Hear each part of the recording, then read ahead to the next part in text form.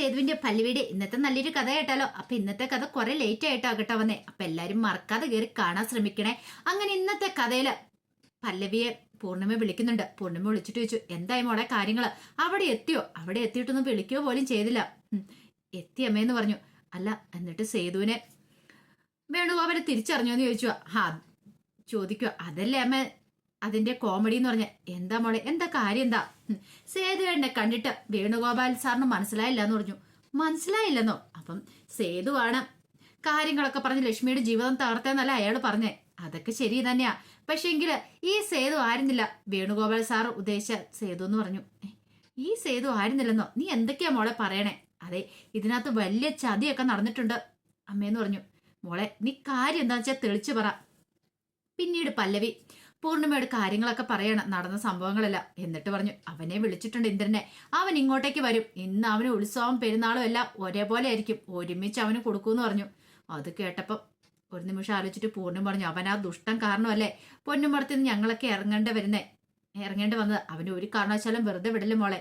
ഇല്ലമ്മേ, അമ്മ ധൈര്യമായിട്ടിരിക്കാൻ പറഞ്ഞു. കുറച്ച് കഴിഞ്ഞപ്പം ഇന്ദ്രൻ മേലെടുത്ത് വീട്ടിലേക്ക് വരുവാണ്. ആ സമയത്ത് സെക്യൂരിറ്റിക്കാരൻ അവനെ അകത്തേക്ക് ഏറ്റുവിട്ടിട്ട് വേണുഗോപാലിനെ വിളിച്ചിട്ട് പറഞ്ഞു, ആ സേതുമാധവൻ അയാൾ വന്നിട്ടുണ്ടെന്ന് പറയാണ്. അങ്ങനെ സേതുമാധവൻ എന്നൊക്കെ സെക്യൂരിറ്റിക്കാരനോട് പറഞ്ഞേ. ശരി ശരി, അയാളും കൂട്ടേക്ക് വരട്ടെ എന്ന് പറഞ്ഞു. പിന്നീട് വേണുഗോപാൽ പുറത്തേക്ക് ഇറങ്ങി വന്നു. ഇന്ദ്രൻ അങ്ങനെ പുറത്ത് വന്ന് നിൽക്കുകയാണ്. ഈ സമയത്ത് ഇന്ദ്രന്റെ അടുത്തേക്ക് എന്നിട്ട് സേതുമാധവൻ അല്ലേന്ന് ചോദിച്ചു. അതെ, എന്താ സാറേ, സാറിന്റെ എന്നെ ഇങ്ങനെ നോക്കണമെന്ന് ചോദിച്ചു. അല്ല, ഇപ്പൊ നോക്കുമ്പോ ലക്ഷ്മിയുടെ ഒരു ചായം കാണുന്നില്ല. മഹാലക്ഷ്മിയുടെ മോനെന്നല്ലേ നീ പറഞ്ഞത്? അതെ, എനിക്ക് എന്റെ അച്ഛന്റെ ചായ. മാധവ മേനോന്റെ. അതെ, പക്ഷെ മാധവ മേനന്റെ ചായ ഉണ്ടോ? അതിന് സാറിന്റെ അച്ഛനെ കണ്ടിട്ടില്ലോ. അപ്പോഴേക്കും വേണുഗോപാൽ പറഞ്ഞു, അതിന് നിന്റെ അച്ഛൻ മരിച്ചു പോയില്ലേന്ന് ചോദിച്ചു. ഓ, അത് ഞാൻ അങ്ങനെ എന്നൊക്കെ പറഞ്ഞ് നിൽക്കുകയാണ്. അപ്പോഴേക്കും ചോദിച്ചു, എന്താടോ സേതുമാധവ ഒരു പരിങ്ങല്? ഒന്നുമില്ല സാറേ. അല്ല, സാറിനെ വിളിപ്പിച്ച കാര്യം എത്രയും പെട്ടെന്ന് നടത്തി തരുമായിരുന്നു. എനിക്കങ്ങോട്ട് പോവായിരുന്നു. ഓ, കോമ്പൻസേഷന്റെ കാര്യമല്ലേ? അതെങ്ങനെ ഇവിടെ വെച്ച് സെറ്റിൽ ചെയ്യുന്നത്? നമുക്ക് അകത്തേക്ക് കയറിയിരിക്കാം. ക്യാഷ് ആയിട്ട് ഇത്ര എമൗണ്ട് പുറത്ത് വെച്ച് തരുന്നത് ശരിയാണോ? ശരി ശരി, അന്നെങ്കിൽ നമുക്ക് പെട്ടെന്ന് അകത്തേക്ക് കയറാന്ന് പറഞ്ഞു. അങ്ങനെ വേണുഗോപാലിന്റെ ഇന്ദ്രനെ കൊണ്ട് അകത്തേക്ക് കയറി വന്നു. അകത്ത് കയറി ഇത്തിരി സമയം കഴിഞ്ഞപ്പോഴത്തേനും ഇന്ദ്രൻ പറഞ്ഞു, അതെ, എന്റെ പൈസ അങ്ങ് സെറ്റിൽ ചെയ്യുമായിരുന്നെങ്കിൽ എനിക്ക് അങ്ങോട്ട് പോവായിരുന്നു പറഞ്ഞു. അത് കേട്ട് കഴിഞ്ഞപ്പോ വേണു പറഞ്ഞു, ഇങ്ങനെ ധൃതി വെക്കല്ലേ സേതുമാധവ. അതെ, ഇത്രയും ക്യാഷ് അല്ലേ? അത് പിന്നെ അത്രയും ക്യാഷാ ഇപ്പൊ കയ്യിലേക്ക് തരാന്ന് പറഞ്ഞ ഇത്തിരി ബുദ്ധിമുട്ടുള്ള കാര്യം. ഒരു കാര്യം ചെയ്യാം, സേതുമാധവന്റെ അക്കൗണ്ട് ഡീറ്റെയിൽസ് ഇങ്ങ് തന്നാൽ മതി, ഞാൻ അതിനകത്തേക്ക് ഇട്ട് തരാന്ന് പറഞ്ഞു. അത് കേട്ടതും ഇന്ദ്രനൊന്ന് ഞെട്ടി. ഈ സമയത്ത് കയ്യിൽ കിട്ടിയ ആയുധങ്ങളൊക്കെ ആയിട്ട് അവിടെ കാത്തു നിൽക്കുമായിരുന്നു ഋതുവും പല്ലവിയൊക്കെ. കൈ കിട്ടിയ എല്ലാ സാധനങ്ങളും അവരെടുത്തു. ഇവനെ അങ്ങനെ വെറുതെ വിട്ടിട്ട് കാര്യമില്ലല്ലോ.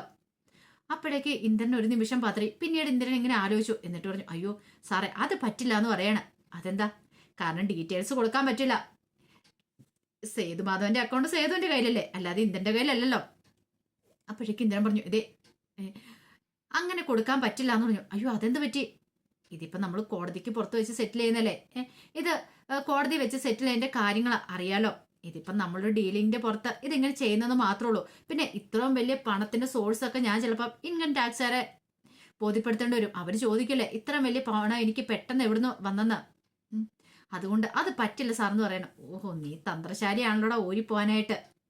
അതുകൊണ്ട് സാറേ, എനിക്ക് ആ എമൗണ്ട് കൈ കിട്ടിയാൽ മതി, ക്യാഷ് ആയിട്ട് മതി എന്ന് പറഞ്ഞു. ഓഹ്, അങ്ങനെയാണോ? എന്നൊരു കാര്യം ചെയ്യാം, കുറച്ച് സമയം വെയിറ്റ് ചെയ്യുക. അപ്പത്തെ ഒരു ചായയൊക്കെ കുടിച്ചിട്ട് വെയിറ്റ് ചെയ്യുക, ഞാൻ ക്യാഷ് ഒന്ന് സെറ്റിൽ ചെയ്യട്ടെ എന്ന് പറഞ്ഞു. ശരി, ആയിക്കോട്ടെ. അപ്പോഴേക്കും വേണുഗോപാൽ അകത്തേക്ക് നോക്കിയിട്ട് വിളിച്ചു, ജാനകി ഒരു ഗ്ലാസ് ചായ ഇങ്ങ് എടുത്തേക്കാൻ പറയണം.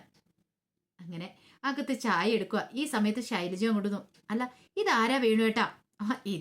ഇത് പൊന്നുമടത്തിലെ മാധവമേനോന്റെ പിന്നെ മഹാലക്ഷ്മിയുടെ മോനാന്ന് പറയാ, സേതുമാധവൻ. ഓ, സേതുമാധവനാണല്ലേ? അപ്പോഴേക്കും ഇന്ദ്രൻ നോക്കി ചിരിച്ചു. ഈ സമയത്ത് ഋതുവും പല്ലവി അച്ചും ഒക്കെ മാറി നിന്ന് ചിരിക്കുന്നുണ്ടായിരുന്നു. കുറച്ച് കഴിഞ്ഞപ്പം ജാനകി ചായയായിട്ട് അങ്ങോട്ട് വരുവാണ്. അങ്ങനെ ചായ മേടിച്ചിട്ട് ഇന്ദ്രൻ ആ മുഖത്തേക്ക് നോക്കുമ്പോഴാണ് ആ കാഴ്ച കാണുന്ന സേതുവിനെ കണ്ടത് ഇന്ദ്രൻ ചാടി എഴുന്നേറ്റു. സേതു ചായയും കൊണ്ട് വരുന്ന ഒരിക്കലും പ്രതീക്ഷിച്ചില്ല. തന്റെ കള്ളത്തരങ്ങളൊക്കെ പൊളിഞ്ഞെന്ന് മനസ്സിലായി. വളരെ വെളുത്ത് നിൽക്കുകയാണ് ഇന്ദ്രൻ, എന്ത് ചെയ്യണമെന്ന് അറിയില്ലാതെ.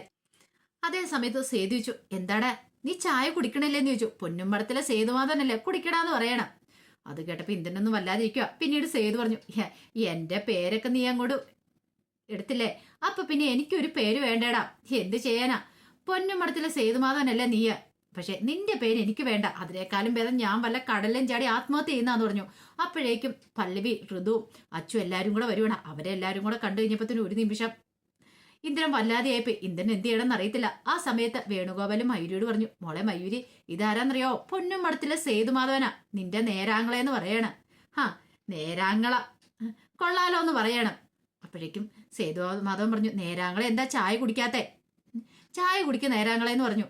ആ സമയത്ത് ശ്രീഹരി പറഞ്ഞു, ഇത് നേരാങ്ങളെയല്ല നുണയാങ്ങളെയാന്ന് പറയണം. നുണ കൊണ്ടുണ്ടാക്കിയ ഒരാങ്ങള, ഇവൻ ഇങ്ങനെ വിട്ടിട്ട് കാര്യമില്ലാന്ന് പറഞ്ഞു. അപ്പോഴേക്കും പല്ലവി പറഞ്ഞു, സേതുവേട്ട നിങ്ങൾ ഇങ്ങോട്ട് മാറ്, ഇത് ഞങ്ങൾക്ക് കൈകാര്യം ചെയ്യാവുന്നുള്ളൂ, ഞങ്ങൾ കൈകാര്യം ചെയ്യാന്ന് പറഞ്ഞു പല്ലവി അങ്ങോട്ട് ചെന്നു.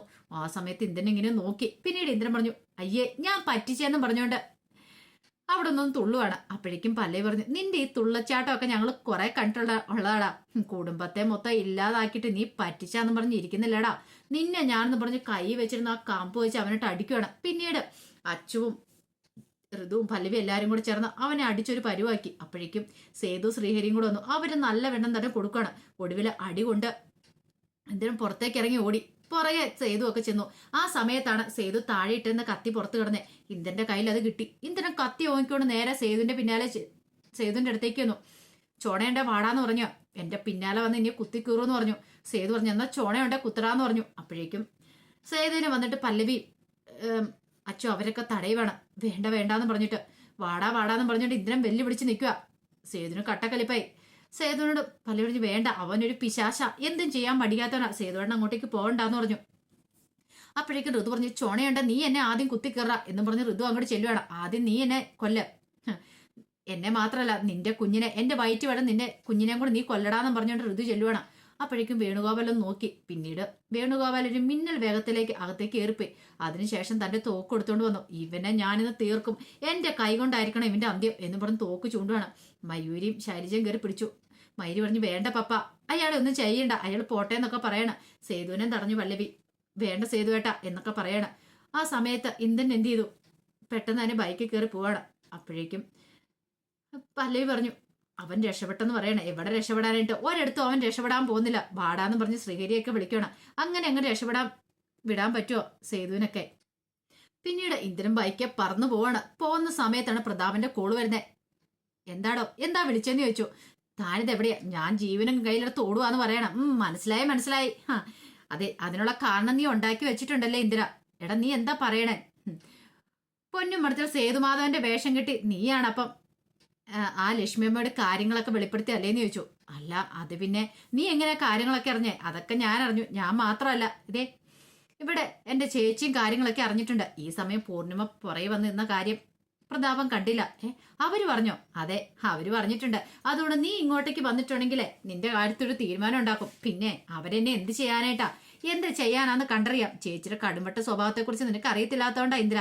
പിന്നെ അതെ, എനിക്ക് അങ്ങോട്ടേക്ക് വരാൻ പറ്റിയില്ല, ഞാൻ വേറെ വഴി കണ്ടിട്ടുണ്ട്. ഇതല്ലെങ്കിൽ ഞാൻ വേറെ മേളിൽ പിടിച്ച് വേറെ വഴിക്ക് പോകുന്നു പറഞ്ഞു. അതാ നല്ലത്. ഇങ്ങോട്ടേക്ക് വന്നിട്ടുണ്ട് നിന്റെ പൊടി പോലും ബാക്കി വെച്ചേക്കില്ല. എടാ പ്രതാപ, ഇനി ഇങ്ങനെ എന്തെങ്കിലും കാര്യങ്ങളുണ്ടെങ്കിൽ എന്നോട് വിളിച്ചു പറയണം കേട്ടോ. അതൊക്കെ ഞാൻ ഏറ്റു. കാരണം ഈ ഭൂമിയിൽ എല്ലാരേക്കാളും കൂടുതൽ ഒരു പടി ഞാൻ നിന്നെ കൂടുതൽ സ്നേഹിക്കുന്നുണ്ട്. അതുകൊണ്ട് ഇതുപോലെയുള്ള വിവരങ്ങളൊക്കെ നിനക്ക് ഞാൻ ചോർത്തി തരാമെന്ന് പറഞ്ഞു.